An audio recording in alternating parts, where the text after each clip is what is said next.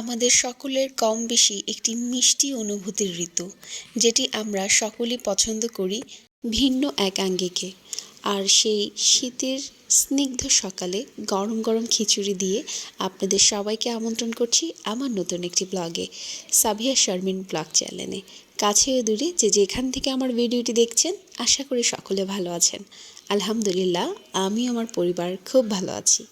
শীতের এই মিষ্টি সকালে আমার মনে হয় সকলেই আমরা এই পাতলা খিচুড়িটা পছন্দ করি, আর তা যদি হয় সবজি দিয়ে তাহলে তো কথাই নেই। তবে আজকে খিচুড়িতে আমার সবজি দেওয়া হয়নি, তবে খিচুড়িটা একটু পাতলা করে রান্না করেছি শুটকি দিয়ে খাবো বলে। তাই গরম গরম পাতলা খিচুড়ি আর সাথে ছিল আমার প্রিয় শুটকি মাছের পাতুরি। নাস্তার পর্ব শেষ করে আমাদের গৃহিণীদের প্রতিনিয়ত কর্মে নেমে পড়লাম।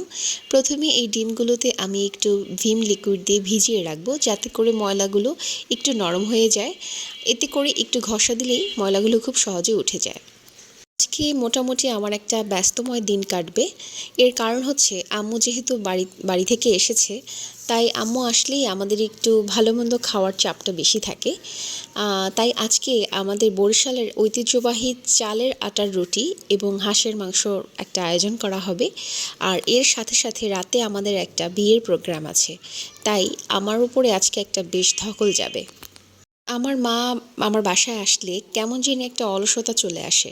এই যে আমি ঘুম থেকে ওঠার আগেই আম্মু সকালের খাবারের ব্যবস্থা করে ফেলেছে, এবং দুপুরে কি রান্না হবে সেই অনুযায়ী সব কিছু ফ্রিজ থেকে নামিয়েও রেখেছে।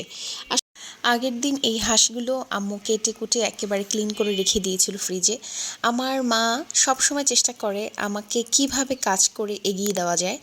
যেমন এই যে হাঁস কেটে কুটে আগের দিন রেখে দিয়েছে, এখন রান্না করছে, আবার বাড়িতে যাওয়ার আগে আগে যত হ্যাসেলের কাজ আছে ওগুলো করে দেওয়ার চেষ্টা করে। মায়েরা তো এমনিই মেয়েদের যথেষ্ট চেষ্টা করে, যেমন বিয়ের আগে রাজকন্যা বানিয়ে রাখে, বিয়ের পরেও যতটুকু সুযোগ হয় চেষ্টা করে মেয়েকে একটু আরামে রাখবে। আর আমার ব্যাপারটা হয়েছে আরও ভিন্ন। সেটা হচ্ছে আমার যেহেতু দুইটা বাচ্চাই খুবই ছোট, কাজগুলো করতে আমার অনেক প্রেশার হয়ে যায়, সেটা তো আম্মু জানে।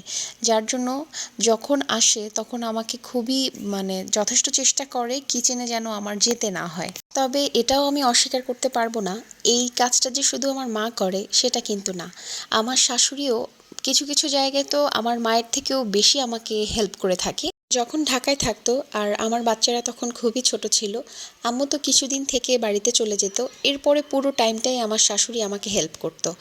আর তার হেল্প ছিল এরকম, আমি জাস্ট হাতটা যে ধোবো সেটার বাটিটাও সে এগিয়ে দিত।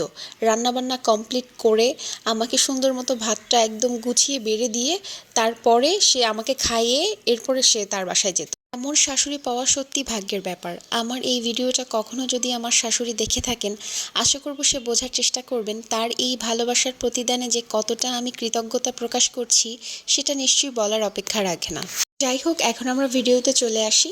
আম্মু প্রথমেই হাঁসের মাংসটা রান্না করে নিয়েছে, আর এখন আমাদের বরিশালের ঐতিহ্যবাহী চালের গুঁড়ার রুটি বানাচ্ছে। আমি বারবার বরিশালের ঐতিহ্যবাহী এজন্য বলছি যে এই চালের আটার রুটিটা কেবল আমাদের বরিশাল অঞ্চলে একটা ট্র্যাডিশনালি খাওয়া হয়।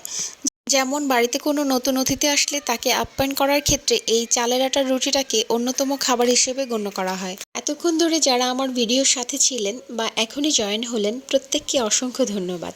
আশা রাখবো প্রত্যেককে ছোট্ট একটা লাইক দিয়ে আমার ভিডিওটি কন্টিনিউ করবেন, এবং আমার এই পুরো ভিডিওটা জুড়ে কোনো একটা অংশ যদি আপনাদের ভালো লেগে থাকে তাহলে অবশ্যই কমেন্টসের মাধ্যমে জানাবেন। আর আপনাদের এই ছোট্ট একটা কমেন্টসই পারবে আমাকে নতুন একটি ভিডিও বানানোর অনুপ্রেরণা দিতে। ভিডিওতে দেখে ইতিমধ্যেই তো হয়তো অনেকেই জেনে গেছেন যে এখন কি রান্নার প্রস্তুতি চলছে। এটা আমাদের বরিশালের আরেকটা ঐতিহ্যবাহী খাবার, এটাও চালের রুটির সাথে খেয়ে থাকে।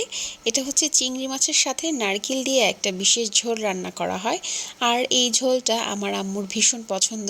সে চালের রুটির সাথে মাংসের চেয়েও এই ঝোলটা দিয়ে খেতে বেশি পছন্দ করে। আর এই রান্নাটায় অবশ্যই নারকেল বাটা দিতে হয়।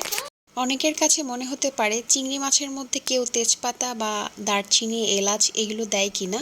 এই রান্নাটার সাথে এগুলো দিতে হয়। তো প্রথমেই আপনার চিংড়ি মাছগুলোকে ভালো করে ভেজে নিতে হবে পেঁয়াজের সাথে, তারপরে এই মশলাগুলো দিতে হবে। ভাজার এক পর্যায়ে নারকেল বাটা দিয়ে এরকম করে আবারও ভেজে নিতে হবে উল্টে পাল্টে। ভাজার এক পর্যায়ে যখন নারকেল থেকে তেল ছেড়ে দিবে ওই পর্যায়ে ঝোল দিয়ে রান্নাটা কমপ্লিট করে নিতে হবে। ঝোল দেওয়ার পরে বেশ কিছুক্ষণ ফুটিয়ে বাস শেষ, কমপ্লিট হয়ে গেল নারকেলের ঝোল রান্না করা। এই যে রান্নাবান্না শেষ করে খাবারের ফাইনাল লুক দেখিয়ে দিলাম। এখন আমরা দুপুরে সকলে খেতে বসবো একসাথে।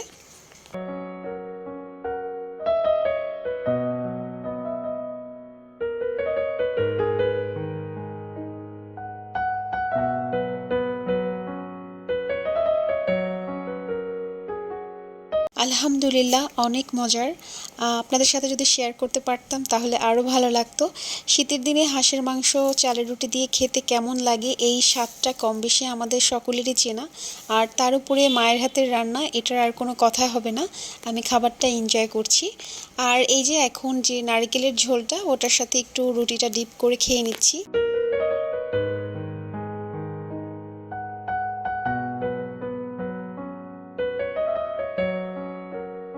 বিকেলবেলা বেশ লং টাইম একটা রেস্ট করতে পেরেছিলাম। এরপরে সন্ধ্যার পরে 7টা-8টার দিকে আমরা বিয়েতে আসার উদ্দেশ্যে রওনা হয়েছিলাম। তো এই যে চলে এসেছি, এটা ছিল ঢাকা মেডিকেলের পাশে একটা কমিউনিটি সেন্টার। তো এই যে আলিফার পাপার সমস্ত কলিগরাও চলে এসেছেন। আর নতুন বউকে দেখতে মাশাল্লাহ অনেক সুন্দর লাগছিল, আর এমনিতেও অনেক সুন্দর। অনেক অনেক শুভ কামনা থাকবে নতুন দম্পতির জন্য, তাদের জীবন সুখী হোক।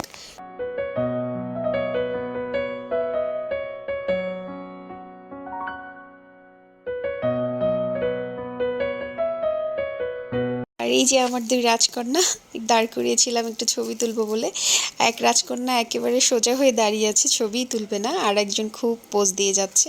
তো এই যে খেতে বসে যাচ্ছিলাম, আলিফার পাপার এক জুনিয়র সুন্দর করে বসিয়ে দিল আলিফাকে। আর এই যে ওদের তিনজনকে একটু ভিডিও করে নিলাম। আর আমি খাবার কি খাবো, খাবারের স্মেলের গন্ধে আমার পেট পুরা ভরা ভরা লাগছিল। তার উপরে দুপুরে যে খাবারগুলো আমরা খেয়েছি ওগুলো কিন্তু অনেকটা হেভি খাবার। মানে ওই খাবারগুলো খেলে কিন্তু বারবার পানি তৃষ্ণা হয়, আর পানি খাওয়ার কারণে কিন্তু পেটটা বেশ ভরে যায়। তো এই জন্য আমি খুব বেশি একটা খেতে পারিনি, এগুলো বেবিকে খাইয়ে দিচ্ছিলাম। আর আমি একটু বোরহানি খেয়েছি আর আমার পছন্দের জর্দাটা। তো এই ছিল আমার আজকের ব্লগ। কেমন লাগলো সকলে অবশ্যই জানাবেন কমেন্ট বক্সে। সকলের সুস্থতা কামনা করে আমি আজকে এখানেই বিদায় নিচ্ছি। আবার পরবর্তী ব্লগে দেখা হবে। ততদিন পর্যন্ত সকলে ভালো থাকবেন। আসসালামু আলাইকুম, আল্লাহ হাফেজ।